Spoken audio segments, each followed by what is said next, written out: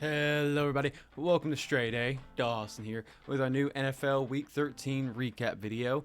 This week a lot of fun games, honestly a lot of really close games with a couple little stinkers here and there, but overall pretty good week and really important week for a lot of this playoff picture with the second to last bye week of this whole season coming to an end, with week 14 only having two more teams going by, and then we're pretty much in the home stretch of which teams are going to make the playoffs, which ones aren't. So a lot of important games here, a lot of important information for people to take in as well. So we're going to kick it off right away with the first game, Seahawks at the Cowboys. Very, very good game. I was very impressed with the Seahawks performance of this game. Geno Smith came out there, showed some business, 334 yards, pretty dang good. Zach Charbonnet, nice little run game they had going on. DK, of course, 3-touchdown game, just casually puts up the numbers. While on the defensive side, they actually pulled up pretty well against a really hot Cowboys offense. So really good work from the Seahawks here today. While the Cowboys, meanwhile, Dak Prescott again putting up some good yards, 299 yards, 3 touchdowns, no interceptions. Tony Pollard ran in for a touchdown, so pretty good there. CeeDee Lamb had a field day with the defense of the Seahawks, so the secondary at least. And honestly, the Seahawks defense probably performed better than the Dallas defense in terms of big numbers.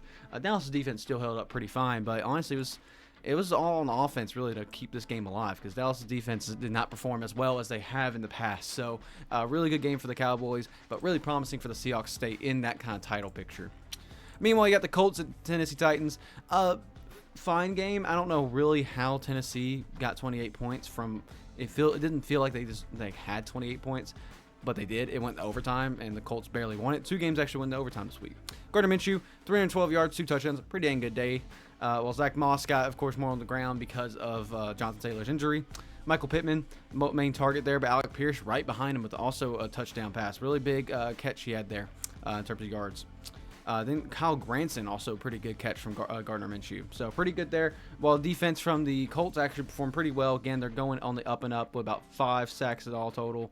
2 from Samson Ebukam. Kwity Paye got 2. And Jacob Martin got 1, and DeForest Buckner and someone else got half a sack. So pretty good day for the Colts defense. While the Titans, again, feels weird. Will Levis did get a touchdown pass, so kind of nice there. But it was really Derrick Henry carrying the ball here most of the time to really get him that, keep him in the game. But it was also a defensive touchdown, I believe, or special teams. I couldn't remember exactly which one. Actually, probably tell down here. It was a defensive touchdown because they would have put a punt return or kick return touchdown here. So the defense of the Titans actually picked up here and actually did something pretty nice. DeAndre Hopkins found the end zone. Pretty dang nice again on the ground. Tajay Spears actually got a lot of love here. They really ran the ball a lot from this. And in defense, like I said, it seems like they didn't have the greatest game, but they also kept them in the game with a defensive touchdown. So kind of nice for the Titans here, but the Colts didn't end up winning this game, and most deservingly so. They played very, very well in this game. Meanwhile, kind of a stinker turned into for this one just a little bit to see how Tim Boyle was doing. Not very good. Neither one of these quarterbacks played very well. Neither team wanted to win this thing at all. But Bijan really kind of, it doesn't seem like he kept him in it, but I think that's all I saw was Bijan. Probably because he had a couple passes as well, or a couple receptions. Other than that, pretty poor numbers by Desmond Ridder. 121 yards, 1 touchdown. Sure, I guess it exists. While defense from the Falcons did fine, but again, a Jets defense also probably was a stronger defense in this game, but Tim Boyle just could not get anything going. Turned the ball over. Dalvin Cook couldn't get anything going. Breece Hall constantly got stopped. It just was not a pretty day. The receiving game was led by Xavier Gibson, so you know something was kind of wrong there. And meanwhile, the Jets defense tried to keep them in this game, but they just did not want to win. So end up Falcons winning this game pretty handily. Not too much there. They need to put Zach Wilson in. If they want to do anything, they need to keep him in. Falcons, I swear, they're the most fraud team. The most fraud 6-6 team. I just don't know. I don't like them at all. They don't look good. They don't utilize their players good. It's just not good. Saints and Lions at the Saints. Lions. Speaking of teams who didn't want to win this game, Lions did not want to win this game at the end. They great lead, 21-0 lead. Decided second half they just didn't want to play. I mean, look at this. 24-7 lead going into the second half. And look at this. And then 14-7. It's just crazy. The Lions did not want to win that game at all. Jared Goff still put up good numbers. Good on the ground. David Montgomery got way more carries, though, and found the end zone. Meanwhile, Sam Laporta had the field day. He was the guy in Detroit that day. And the defense of the Lions absolutely sold. They're the thing that kind of really sold in the second half at all. Don't get me wrong, the offense didn't do amazing, but the defense sold. Derek Carr got hurt, so Jameis Winston came out for a couple plays near the end. Taysom Hill found the end zone. Alvin Kamara found the end zone. They were just battering down the Lions' defensive line.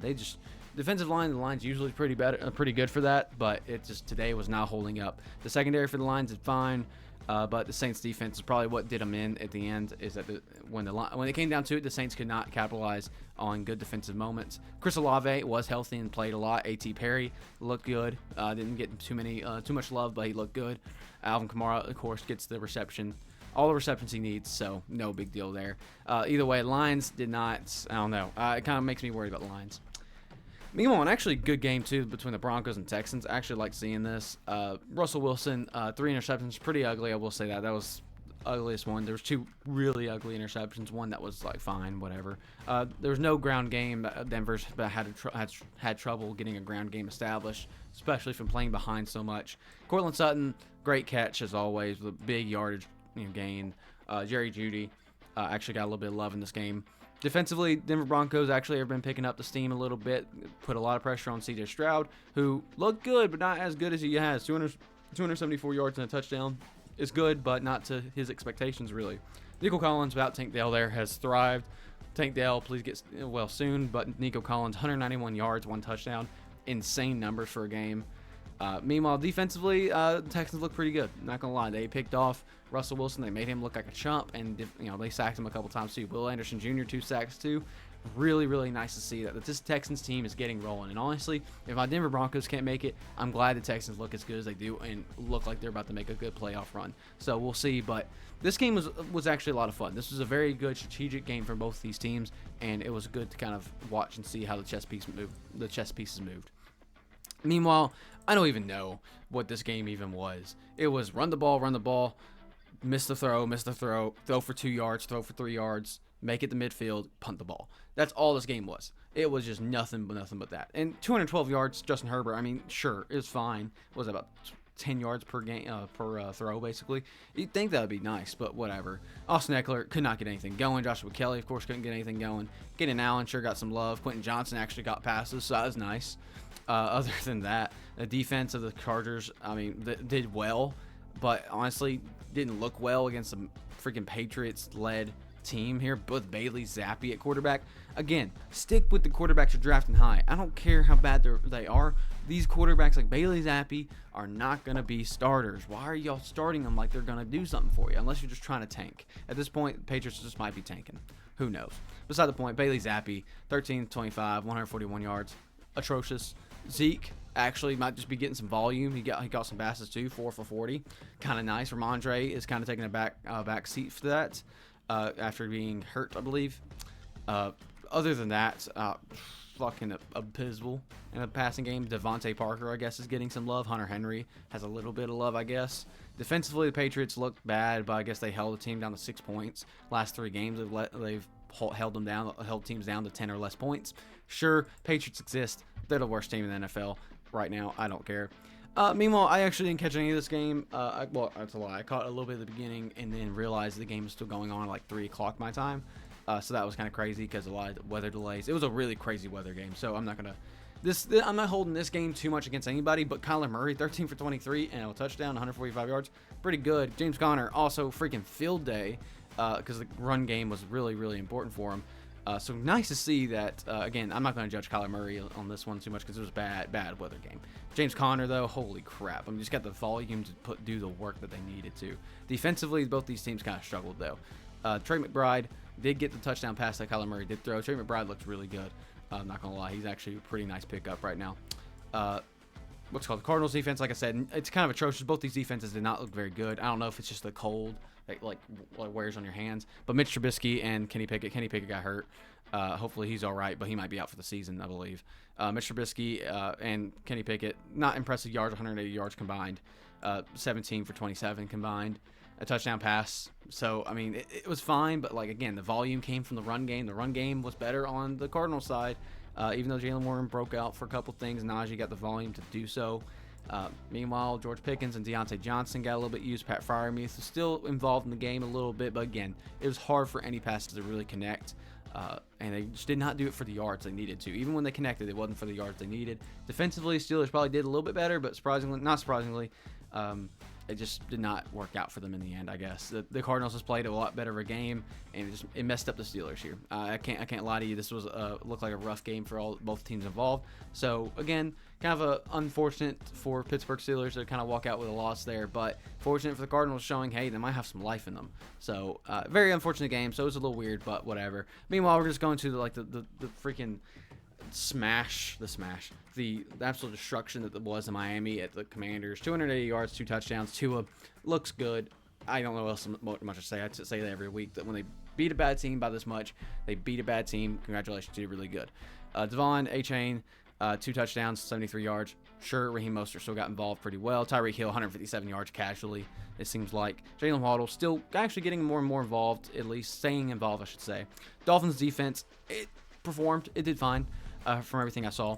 Commanders, meanwhile, this was one of the most atrocious games from Sam Howell. I'm not going to judge him too much because he has performed all right in the past, but this was not his game. Antonio Gibson did get a little bit more of the reps for Brian Robinson just due to his injury. A lot of injuries again. Brian Robinson, hope you get better soon too, bro. 2 touchdown rushes from Sam Howell, though, so that was kind of interesting. Curtis Samuel is probably the most consistent thing on this offense. Terry McLaurin is not getting involved at all, apparently. Unfortunately. Meanwhile, defensively, the Commanders had nothing. Commanders defense has been struggling all season. They had no sacks, no interceptions this game. It was rough. The Commanders have been struggling a lot, and Miami's put them more in the dirt. Not really much to say there. Pretty much a squash matchup here. Panthers at Bucks. Actually, interesting game, but poor performances on both sides of the ball. Bryce Young, poor performances. Chuba Hubbard, good performance, I will say that. Volume really helped him here, kind of similar to James Conner for the Cardinals. Jonathan Mingo, sure, he's actually getting his name up there a little bit over DJ Chark. Kind of nice to see some new names there. Defensively, though, both these teams didn't do amazingly. Most of these picks or turnovers really came from circumstance and anything. The Bucks, it just turned out that Baker played slightly, very, very slightly better. And honestly, probably also Rachaad White probably broke out for some key points here. Again, didn't watch the whole game, but Mike Evans' field day was pretty much all of his targets was at 80% of Baker Mayfield's yards. Insane numbers there. Bucks defense actually did look okay in this game. Looked like Bryce. I don't know if it's really the Bucks defense more than it was Bryce Young being poor, but it just was not a great game for either one of these teams. NFC South is just struggling a lot. Then you got what was supposed to be a good game and turned into Brock Purdy and Deebo Samuel getting back at the Eagles a little bit, and Brock Purdy having a field day. 314 yards, 4 touchdowns on one of the best teams in the NFL currently. Insane. CMC had a pretty decent day. Deebo went out there and showed out on the ground too. Got everybody involved in the rush game, it looked like. Deebo Samuel in the air and on the ground freaking dominated. 2 touchdowns, 116 yards. George Kittle got involved. Brandon Ayuk got involved. Everybody was getting a little bit of love. CMC even got 3 receptions, 40 yards. Pretty nice there. Defensively, 49ers, the numbers don't show it, but the Eagles couldn't do anything. The Eagles could not advance that ball at all, and it showed. Jalen Hurts did do what he could do. I will say Jalen Hurts did look good in this game. It really just came down to a lot of the receivers did not look good, didn't catch the key passes. The run game, honestly, was just not established. That was probably the biggest part. DeAndre Swift couldn't get anything going. I believe he got hurt early on, Kenneth Gainwell, and then they got behind so quickly. It just sucked real quick. And again, when it came down to passing, I would say it's more on the receivers than it was Jalen Hurts, but there was a couple key points that could have really kept the Eagles in it. More so, their defense actually probably was it their defense that really kept them in it? I don't know if it really was. I don't know if really anything kept them in it per se. It just was a rough game because the defense does not look like it did well, but I thought it did fine. Honestly, it looks like they did what they could, especially in the second half from what I remember. Maybe it was the first half. I think it was the first half more so, from what I remember now. Looking at the numbers up here, it's probably the first half I'm thinking of. The Eagles' defense, it's rough around the edges. Marcus Mariota even got in. That's kind of curious. I didn't see that part. But yeah, this is a big shakeup here because 49ers kind of just went out there and showed, hey, fuck the Eagles. We're the team to beat. Like nobody else. We're the team to beat. Gives me a little bit of worries for the Eagles, but they played well enough that I think they're still easily a top 5 team. Arguably, I think some people argue top 2 still. I think I would argue they're top 3. I think right behind the Cowboys. Cowboys have been playing really good. But it's going to be curious to see how the NFL NFC playoff picture looks. The Eagles have some good matchups here later in the season, so that could work out well for them. But we'll end up seeing that. This was a very interesting implications game. Rams beating the Browns. This was like a big showing of like the Rams actually might be legit and the Browns might just be out. Joe Flacco's finally signed to the Browns officially. to their main roster. And he looked good. I mean, Joe Flacco, he came out there and actually looked like a suitable quarterback that could lead this team to a proper playoff run. The run game did not get going. The Rams had such an explosive start. The Rams really have shown that they are an explosive team out the front and getting ahead and maintaining that lead. That's what they have done. With Amari Cooper getting hurt again, Elijah Moore's taking that mantle as number 1 receiver there. Other than that, defense of the Browns has not been competing. It hasn't. Joe Flacco is doing what he can, and honestly, with 19 points, not too bad for his first real full game showing. The Browns defense is just falling off a little bit, and maybe this is a one-time thing. We'll see how the next game goes for them. They're still easily in the playoff picture. They just got to start winning games, start showing out a little bit. But it's a little disconcerting. It is a little concerning for the Browns to perform in the way they are. What's not concerning is Matthew Stafford and his 3 touchdown passes looking really, really good. Kyron Williams looking explosive as ever. Puka's kind of back. Cooper Kupp at least found the end zone. Their team looks to be kind of forming up into what it needs to be. Kyron out there being explosive. Puka is a great second option. Cooper Kupp kind of more in that more fringe role, as in like I'm going to find the end zone and find some key yards that we need. Tyler Higbee being that nice little tight end back. Demarcus Robinson being there for backup, honestly. This team is starting to formulate some things, and their defense is starting to figure out some things to stay in the game more and more. So this Rams team could easily, and we'll look at the playoff picture here at the end, could be a nice little contender here to show off like, hey, we might be able to be a little sleeper team for y'all to beat in the playoff picture. So kind of nice. Meanwhile, upset of the day, I didn't catch the full game, but I caught the highlights and caught some things as they were going on while I was at the gym. Patrick Mahomes, was at the gym for this? Yeah, it was the gym for this one.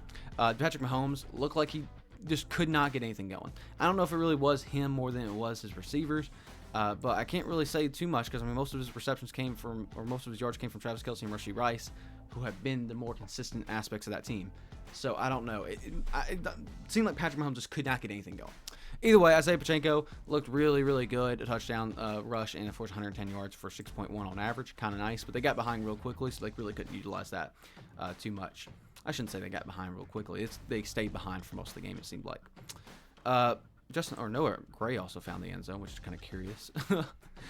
Defensively, the Chiefs, I mean, the defense has showed out. This was not one of the games they showed out. This is one of the tougher games for them. And this was a tough game for the Chiefs in the general, going to Lambeau. It just was not pretty, and the Packers made it not pretty. Jordan Love put the pressure on. A.J. Dillon actually had one of his best games. This team, the Packers came in the most ready they could, and the Chiefs came in a little bit underprepared, it seemed like, and the Packers took advantage of it. It's simple. It was that and simple to the point. The Packers actually look really, really good, are a fringe team that are could make the playoffs. I think they're a really good top 14 team right now.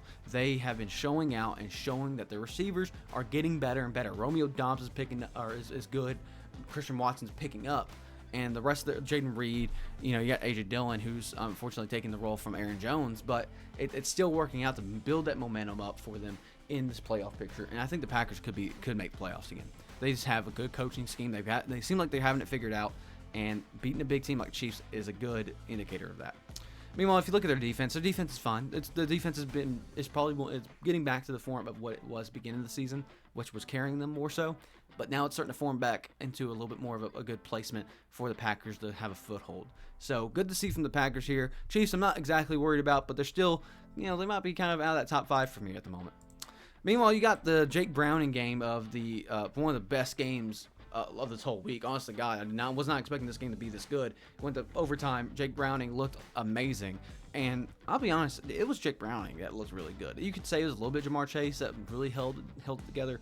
But Jake Browning, 32 for 30 or 37, missing 5 passes of the 37. Insane. 354 yards, amazing. 1 touchdown pass, great. I mean, obviously you wouldn't want more, but Joe Mixon helped pick up the slack. Joe Mixon looked like he was having a decent game. Just simple to the point. He had the runs that he needed to. Chase Brown was a nice little added to it. It just was a nice little thing. Jake Brown even rushed for a touchdown, which was nice. Jamar Chase, 149 yards, held it down, showed that he can make a quarterback a really good one. Even without Joe Burrow, Jamar Chase is not out of the equation just yet. Tyler Boyd stayed relevant. T. Higgins tried to stay relevant, but he probably was a little bit short of that. Meanwhile, everybody else looking just fine. Defense of the Bengals had one of their best games of this whole season, 4 sacks, and held the Jaguars to key moments there and kept them out of the end zone near crucial points near the end, especially. In overtime, they also performed very, very well. Trevor Lawrence, unfortunately, is hurt at the moment. I think he should only miss a week, though, if that. They put C.J. Beathard, which probably ended up costing the Jags at the end. But they didn't have a run game really going at all. With how well the Bengals were actually going out there and playing, it was hard for the Jags to get anything going. But Trevor Lawrence was playing pretty well up until his injury. I should note that. Meanwhile, in the air, Evan Ingram, it was his game. Zay Jones is also pretty involved. But other than that, Calvin Ridley and Christian Kirk were both kind of quiet, which is unusual. Those two are usually, at least one of them is pretty loud and proud. Meanwhile, the Jaguars defense, a little bit more of a poor game. They have had momentum going in the past, but right now it just is not looking good for them right now. Like 2 sacks and 1 interception. It was okay. An interception came from a trick play from the Bengals, so that's not one thing on Jake Browning. It was an unfortunate game for the Jags, kind of similar to the Chiefs moment. Was Jags came in, it seemed like a little bit unprepared. Unfortunate things happened to their quarterback, and the Bengals came in ready to go. They're ready to say, hey, we're 6-6, and we're gonna make the playoffs. We're gonna do this. Even without Joe Burrow, we are still a playoff team. It's not just Joe Burrow carrying our asses. So it's very curious. A lot of big implications this week from showing the Bengals might be contenders. The Packers are showing that they are contenders. Rams are showing like, hey, we're still in the picture here. Browns kind of scrounging up saying, hey, can we still make the playoffs? The Jags saying, are we really capable of being the best team? Eagles saying, hey, we might not deserve the 1 seed. The NFC South trying to figure out in general. Dolphins still sending messages. Texans still showcasing what they can do. Colts showcasing improve it games. And Cowboys also trying to make a big indicator of are they the best team in the NFC. It's very curious stuff here, and NFL is going to get really interesting real quick in Week 14 to Week 18, because if you look at the playoff picture here, we have on the AFC side the Dolphins, who are currently number 1 seed. Insane. It was the Chiefs 2 weeks ago, and then it was the Ravens, and now it's the Dolphins. Insane. Ravens number 2 seed right now. Chiefs number 3. Jags number 4. Wild cards are currently the Steelers, Colts, and Browns. Just outside of that, which is insane to me, that this is such a close race for Bengals, Bills, Broncos, Texans, all fighting the Browns, Colts, and Steelers. And this is a really close race. Like, honestly, last week I said maybe, I guess that's more than NFC. I could see any of these 3 teams swapping with any of these 4 teams. I'll be honest with you. Once you get down to the Chargers Chargers just don't have a whole lot of momentum going for them. They'll probably still pick up a couple wins and still get in that 7 to 8 win range. But, like, it's not looking good for the Chargers. Well, the Raiders, I just don't think they're going to be able to make it either. Jets are far off it, Titans are far off it, and Patriots are far off it. No one's out of it in the AFC just yet, technically, so that's cool, I guess, to see. Meanwhile, it's the AFC's looking really, really good real quick. Meanwhile, you got the Eagles, currently number 1 seed, 49ers, number 2 seed, Lions still number 3, Falcons somehow number 4, NFC South is fighting for that number 4 spot. You can ignore them in every other spot. Then you got the Cowboys, Vikings, and Packers. And I'll be honest, Cowboys are in there no matter what. It's done deal. But you got the Vikings and Packers who are making this interesting with the Rams and Seahawks, who are now having like a 4-person race for 2 spots. And I think in the end, the Rams are going to take a spot. It's going to be the Rams and Packers are going to take that spot, 100%. Seahawks are just losing too many crucial games, and the Vikings are just, I don't think I see them winning as many games. It's simple that they're not hot. They're not getting anything going. They've lost what momentum they did have just to get to 6-6, and now they're kind of slowing down. Well, the Packers and Rams are getting hot. And while the Vikings could still pick up some nice little wins to make the playoffs or make the wild card spot, Packers and Rams looking really, really good. Bucks, Saints, and I was going to say Panthers, but the Bucks and Saints are fighting the Falcons essentially for that NFC spot. They could all 3 of them could easily do it. I don't know who I really favor. I guess the Falcons, just because they have, I guess, looked better. I still have a little bit more hope in the Bucks doing well enough to make it. The Saints, I think, have lost too many crucial pieces and have just shown too much of a falling off to really indicate that they're going to actually make it. So I think it's more of a Bucks versus Falcons race at this point, but it could be nice to see. It could be nice to see that fight still go on. Giants are pretty much out of it, but they still have a conversation. The Bears, Commanders, and also kind of, or pretty much out of it. Cardinals are definitely out of it, but I don't know why they're still there. Then you have the Panthers, who are officially eliminated from the playoffs. So the first team we have seen eliminated from the playoffs this year are the Panthers this week after losing to the Bucks. If you look at this, no team except for the Eagles, I believe, have solidified their. No, they haven't. No, Eagles didn't even solidify. I knew that seemed weird last week when I said they solidified their playoff spot. But no team has solidified their playoff spot, while the Panthers have been X'd out of it. So we have 0 making the playoffs currently, and only 1 making or missing the playoffs currently. Dolphins pretty much are going to make it. Bills only have a 15% chance, which is kind of crazy. It basically means that some things are out of their control, which is kind of nuts. Jets, Patriots basically out of it. Ravens essentially have made it, while the Browns and Steelers kind of fighting for it. Bengals are said to be out of it, but not. I mean, 7% might be a little bit weird at the moment. Jaguars pretty much have made it, but Texans are making it interesting to maybe take that spot from them. Colts too, because one of these three teams are not going to make it. At least one of them, and there might be two of them. But I think at least one of them are not going to make it. Chiefs essentially made it. Broncos have dropped down to 21%. Chargers have made their percent pretty low. Eagles, Cowboys have essentially made it, while Giants, Commanders haven't. Then you got the Lions pretty much have made it. Packers making a really good case. Vikings a little bit lower. Falcons pretty much. I don't want to say pretty much have made it. They have an advantage, while the Bucks and Saints are right behind them. Panthers eliminated, of course. 49ers essentially have made it, but the Rams, again, making it interesting. 48%. Kind of nice. Cardinals even less than 1%. Never know. We can see a 7-10 team in the playoffs. Who knows? Beside the point. Other than that, it's kind of the current playoff picture and the current percentage chances of all these teams so far. And then finally, I am eliminated officially from the ESPN Challenge. Week 12 did meet my downfall with me picking the Steelers over the Cardinals. Unfortunate, it happens, but I made it 12 weeks. I hope y'all enjoyed that series of little things of me talking about teams. I'm going to quit it here. I did make it the top 10,000 out of a lot of percentage teams, so that was pretty cool. 810,000 players. I made it top 10,000.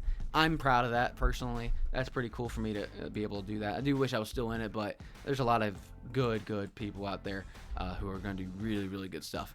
Look at Picks 1. A lot of people's Picks 1 is still in there too, so good for them. But it was pretty fun while it lasted, especially 5 weeks essentially of me just doing it with one pick and doing as well as I did. So we'll take the win and go forward. I'll do this again next year, definitely with some of the guys to kind of see what we can do. And we'll definitely be doing a lot of fantasy content as well next year. A little bit of a side note, I may make this a individual video on its own. I have recently fully trying to invest myself into college football, in the college football landscape. And I just, recently, of course, the whole FSU versus Alabama thing. Sorry, I got cut off there. I've recently gotten into college athletics, and I work in the OVC, but I don't work for the Pac-12 or the SEC or anything like that. So I'm not as, ingrained in that. Because I watch a couple games with friends every now and then for Tennessee games or, stuff like that. But I'm not really invested into that college landscape. So I heard about this committee, heard about all that. So I started researching more. So I may actually cover some, more college content next year as well. I'm still an NFL guy, but college is kind of interesting to me, especially with this possible 12-team playoff. I think that's confirmed, but I didn't know for sure. So it's kind of intriguing to me and get me more involved, and it'll help me kind of get down some draft aspects as well. I'm just not. It's a weird aspect for me to get involved with college football. I don't know why. It does not feel like my type of cup of tea. I enjoy the games when I watch them. It's like I described to everybody that I enjoy the NFL for the season-long stories, while I enjoy the college football as a movie, as like a singular movie that I watch and feel good about watching that one movie and being done. Like a Tennessee versus Alabama game last year, Georgia's games this year I enjoyed. There was a couple of them that I actually enjoyed.